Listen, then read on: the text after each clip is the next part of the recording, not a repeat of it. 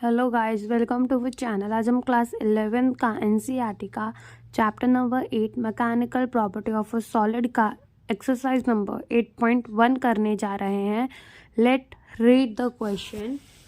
A steel wire of length 4.7 metre and a cross section area 3 into 10 raised to the power minus 5 meter square stretches by the same amount as a copper wire of length 3.5 meter and a cross section area of 4 into 10 raised to the power minus 5 meter square under a given load.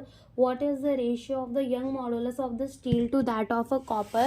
तो हमें यहाँ पर question पे wire given है, एक steel का wire given है और एक कॉपर का वायर गिवन है। तो स्टील के वायर की लेंथ हमें दे रखी है 4.7 मीटर एंड इसका क्रॉस सेक्शन एरिया, हम इसके स्टील के वायर को लेंथ को L1 से डिनोट कर रहे हैं और हम इसके एरिया को A1 से डिनोट करेंगे। तो इसका हमें एरिया कितना दे रखा है स्टील के वायर का 3 into 10 raised to the power minus 5 metre square. और हमें यहाँ कॉपर की वायर दे रखी है जिसका L2 हम डिनोट करेंगे कॉपर के वायर के लेंथ को, हमें वो गिवन है 3.5 मीटर और area of copper wire A2 हमें कितना गिवन है 4 into 10 raised to the power minus 5 metre square. हमें यहाँ फाइंड करने क्या बोला है, ratio of Young modulus of steel to that of copper, हमें यहाँ पे ये फाइंड करने बोला है। तो आप ये समझिए कि हमारे यंग मॉडुलस का फॉर्मूला क्या होता है, स्ट्रेस अपॉन स्ट्रेन होता है।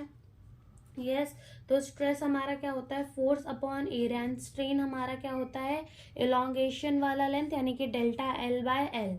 ओके, तो हम इसका ऐसे भी लिख सकते हैं, force upon area and delta L by L, हम ऐसे लिख सकते हैं। तो हम फाइंड करते हैं steel, Young modulus of steel to that of the young modulus of copper. हम यहाँ पर लिखेंगे, यही फॉर्मूला पुट कर देंगे, force 1 L1 upon A1 and delta L1 divided by F2 L2 A2 and delta L2।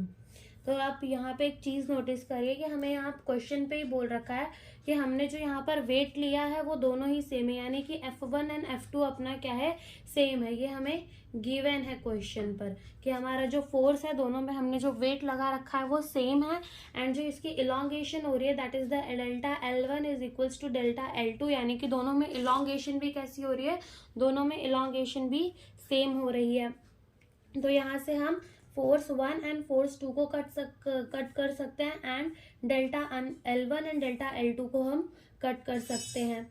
अब यहाँ से हमारा बचेगा क्या, L1 upon A1 and multiply में ये ऊपर आ जाएगा तो ये हमारा A2 अपॉन L2 हो जाएगा। अब लेंथ 1 हमें कितनी दे रखी है, 4.7 इंटू एरिया ऑफ 2 यानी कि 4 into 10 raise to the power minus 5 divided by area of 1 हमें कितना दे रखा है, 3 into 10 raise to the power minus 5 into length of 2 यानी कि सेकेंड वायर की लेंथ हमें कितनी दे रखी है, 3.5 मीटर की, 3.5 की 10 raise to the power 5, 10 raise to the power 5 हमारा कट जाएगा। और जब हम 4.7 को मल्टीप्लाई करेंगे 4 से तो हमारा ये आ जाएगा 18.8, एंड जब हम 3 को मल्टीप्लाई करेंगे 3.5 से तो ये हमारा आ जाएगा 10.5, और जब हम इन दोनों को डिवाइड करेंगे तो हमारा आ जाएगा 1.79:1, ये हमारा रेशियो आ जाएगा। And young modulus of steel to that of the young modulus of the copper का रेशियो हमारा जाएगा 1 इसको राउंड ऑफ करके 8 ले लेंगे (1). Thanks for watching.